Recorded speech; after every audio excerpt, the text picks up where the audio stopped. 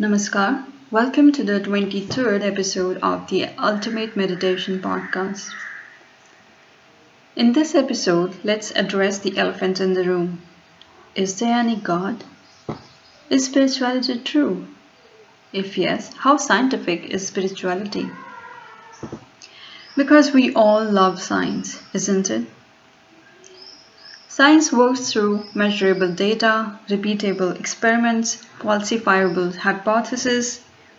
Many spiritual claims aren't testable in that way, so science doesn't confirm them, but it also often cannot fully disprove them. Now we are entering into an interesting territory. Things like meditation, compassion practices, sense of unity, ego dissolution, gratitude, meaning and purpose of life. These have been studied a lot. For example, John Kabat-Zinn, a mindfulness professor at the University of Massachusetts Medical School, helped bring mindfulness into mainstream medicine. Richard Davidson, a psychology professor at the University of Wisconsin, studied how meditation changes brain structure. Harvard University and other institutions have published research on meditation reducing stress and improving emotional regulation. Brain scans show changes in the prefrontal cortex, that is, effects on our focus and emotional control. Reduced amygdala reactivity, that is, less stress response.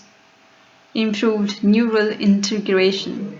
So, if spirituality can be termed as practices that shape the brain and behavior, that part is very much scientifically supported. So, science validates the effects of certain spiritual practices even if it doesn't endorse the metaphysical explanations. Some spiritual ideas are metaphorical but psychologically powerful. For example, let go of ego, we are interconnected, observe thoughts without attachment. Even if we don't interpret these metaphysically, they align beautifully with cognitive psychology, systems theory, neuroscience of self-construction. Modern neuroscience increasingly shows that the self is more of a process than a fixed entity. That sounds suspiciously like ancient spiritual insights, right? But here's the key difference. Spirituality says directly experience this truth. Science says measure it and test it. Spiritual practices like meditation and inner practices have strong scientific evidence. Meaning and purpose of life exploration also have been vividly studied in psychology. Scientifically, we know that the universe is ever expanding. The closer we get, the vaster it becomes. It is infinite. It is like consciousness creating itself. Plus, you see what you put your attention to. When you give attention to something, only then it comes into your purview. Otherwise, whether it exists or not, you remain unaware. But it does not disapprove the existence itself. It is only the matter of your own awareness or the lack of it. This is explained well by a fundamental quantum physics concept known as Heisenberg uncertainty principle, which states that we cannot know both the position and speed of a particle such as photon and electron with perfect accuracy or certainty. The famous scientific double-slit experiment demonstrates that light and matter, like electrons, exhibit both wave and particle characteristics, a concept known as wave-particle duality. When particles are fired at a barrier with two slits, they create an interference pattern on a screen, behaving like waves rather than forming two distinct particle-like bands. Surprisingly, even when particles are fired one at a time, the interference pattern still emerges over time, suggesting that each particle interferes with itself, giving birth to new possibilities. Things become even more interesting when a detector is placed at the slits to determine which path a particle takes. The interference pattern disappears and the particle behaves solely as particles. So when particles are observed using a detector, they behave differently from when left unobserved. This proves that when an event is not observed, its possibility does not cease to exist. So when we reject the possibilities altogether, then it is systematic rejection of the quintessential human experience and of being human. Science studies external reality through measurement. Spirituality studies internal reality through experience. They are not necessarily enemies, they are different lenses.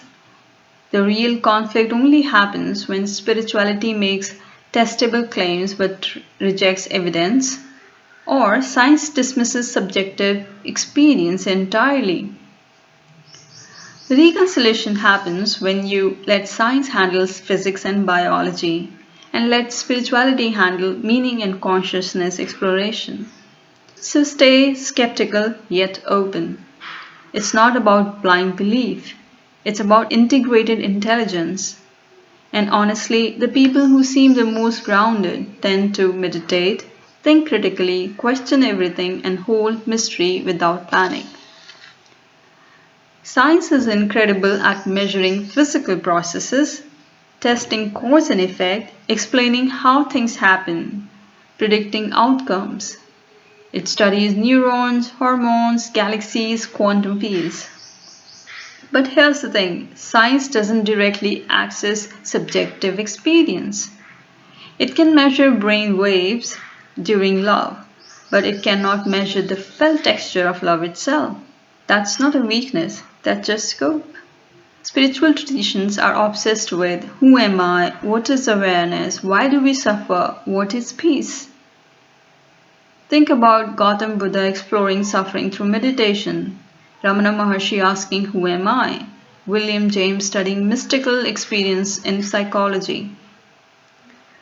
Spirituality runs experiments too, but internally. Meditation is basically a laboratory for consciousness. Different methodology, same curiosity. Reconciling science and spirituality isn't about forcing them to agree. It's about understanding and accepting what each one is actually good at. If you wish to see further clarity on any part of this podcast or should you have any feedback, please feel free to write to me in the comment box below. I will be very happy to respond to them. You can also book a 10-minute one-on-one free consultation with me. Booking a longer session is also possible. If you want to do guided meditation with me, then also you may reach out. The information about the form for booking consultation is given in the description box below. For a healthy real-time interaction, I will be running live Q&A sessions on my channel. The date and time for the same will be announced on my channel's post. You can also purchase my paintings from my Instagram profile if you would like to support my efforts of empowering real life. The Instagram link is also included in the description box below. I will speak to you next time in another episode. Till then, please take good care. Namaskar.